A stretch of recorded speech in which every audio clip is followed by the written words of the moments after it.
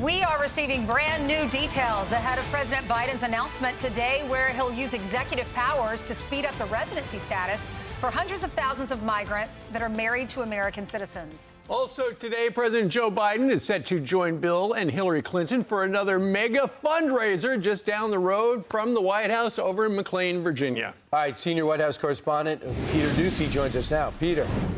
Good morning, and they're doing this to mark the 12th anniversary of DACA, which was a program that let people who arrived here illegally as children stay. Now it is going to be people who arrive illegally as the spouse of a U.S. citizen apply to stay. There are some specific requirements, though. In addition to being married to a U.S. citizen, you have to have been in the U.S. for at least 10 years, and then if you're approved, you get 3 years to apply for permanent residency. During that time, you can get a work permit, and the administration is estimating this is going to target about 500,000 or so spouses. President Biden later on today also enlisting the services of former President Bill Clinton and former almost President Hillary Clinton for a high-dollar fundraiser in McLean, Virginia, a wealthy suburb of D.C.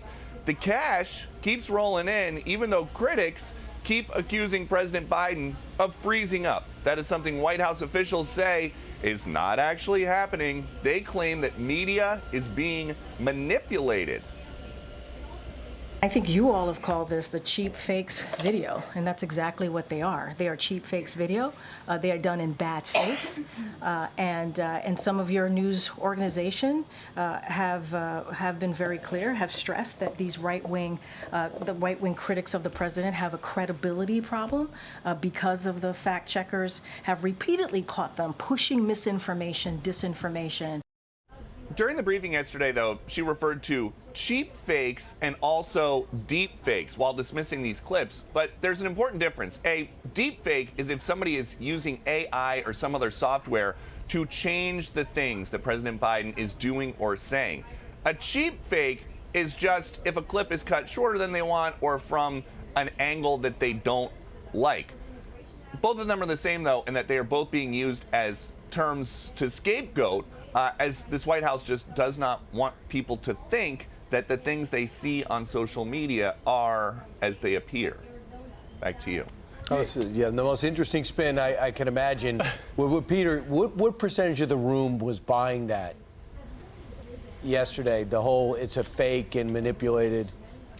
Well, probably a majority just because of the makeup of the room, but also there is something to the fact that a lot of these clips are lacking context. That doesn't mean that the things people see are not happening. Like, you see something, these clips are not being manipulated. They're not moving. With AI. But here's the Easter Bunny. There's always context. The thing is, every video that you see on the internet is in some way edited or clipped. Sure. Unless you're rewatching an entire live stream of something played back from start to finish. Everything is cut at some point. And White House officials just want the clips to be way longer so that people can see way more context. Well, and Peter, yesterday, I think KJP brought up where at the Juneteenth celebration last week, where everybody was dancing, feeling the music, and Joe Biden was there like a statue. And she said yesterday, I didn't know that not dancing was a health issue. Again, probably depends on the context. If I walked into the briefing room today when she's talking and I started dancing, people would probably say Peter Doocy has mental illness. Well, they so would it's be just right. Context is everything. Yeah. Peter. Thank you, Peter. Thanks, Peter. Yeah. So a couple things here. First of all, I don't know why KJP needed the binder to read off her confidence of the president. It was a statement that was carefully crafted. Number two is, why does the president always have video of people having to assist him, whether it is to hold on to them to walk or for them to guide him to the exit or something in that way? And thirdly, real quickly, Steve, remember the reports that have come out of the White House of them having to change his shoes. We've been able to see that. Them having to change the typical railing that they use for the president when he's coming out of Air Force One to do the smaller one. So there's a lot of things that have been backed up by a fact. The shoes, the stairs, the Lawrence, fact that he needs they're assistance. in a tough position because if they see him wandering off, if President Obama's on stage and Joe Biden's not coming off the stage when he's supposed to, then what do? Are they supposed to not help him? Are they upset that the Prime Minister of Italy had to help? Are they upset that Obama had to help?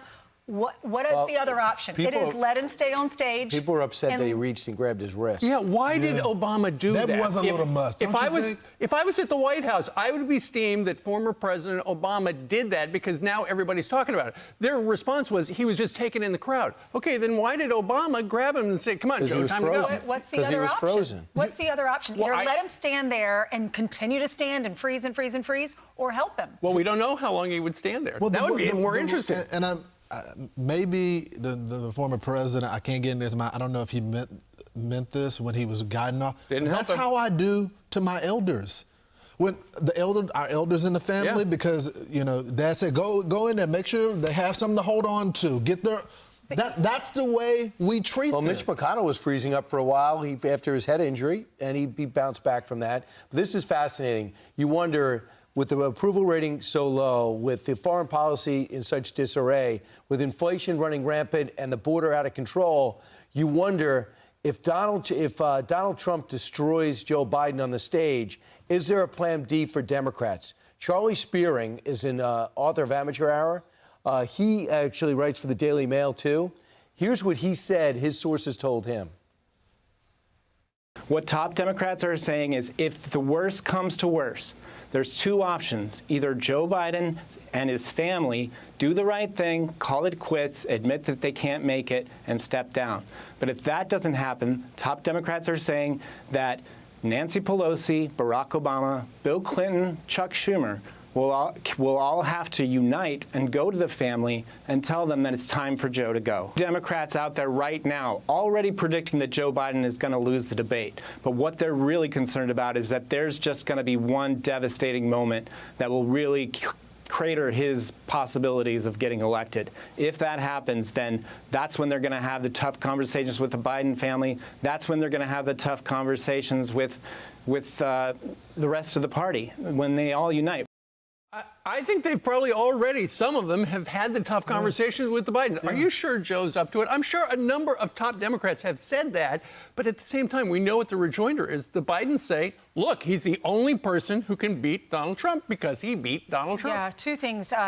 After the DNC, though, he's definitely the nominee, right? Yeah. They couldn't replace Well, him. if they nominate him. So they have 2 more months until then. And I think he's right. I think they're praying every day, don't let anything happen. Don't let him fall again, please.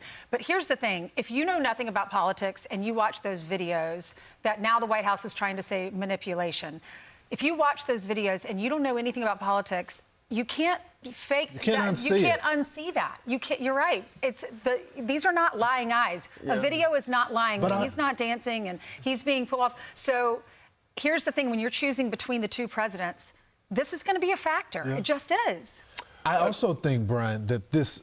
Look, no disrespect to the reporter there. I think he's doing his job as a reporter, but I think it's wishful thinking. I think he says he talked to sources. Yeah, the Democrat. But who's going to put their name? They aren't. They're anonymous. No one refused. Right. No one wants to put their name. They're going to wait until after the administration to tell us all about what was going on behind the scenes. Mike LaRosa told me over the weekend, he's a former chief of staff to Joe Biden.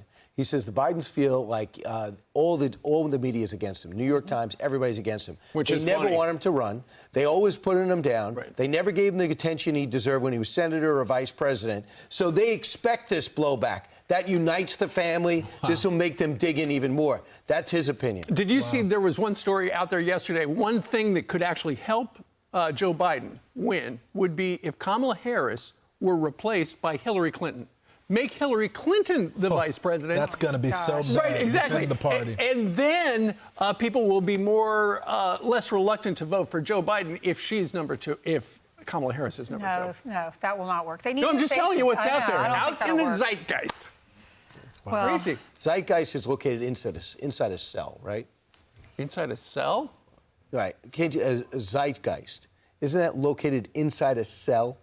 Zeitgeist is like the ether. It's just out there. Oh, like really? A cell in your body? Are you thinking about... Every once in a while, I'm thinking about 8th grade biology. Are you thinking about... You're tapping into my knowledge. Is it a zygote? A zygote? It could be zygote, yeah. Brian, where did you get that from? Right. I feel like we have these moments at least once a day. Which is where what? You just you have pull to intervene? You're right. And we go, no, bruh. Don't go there. No. I'm just thinking about it. Yeah. Okay. You know what I'm thinking of? Mitochondria, which is the brain of the cell. I'm Steve Doocy. I'm Brian Kilmeade. And I'm Ainsley Earhart. And click here to subscribe to the Fox News YouTube page to catch our hottest interviews and most compelling analysis.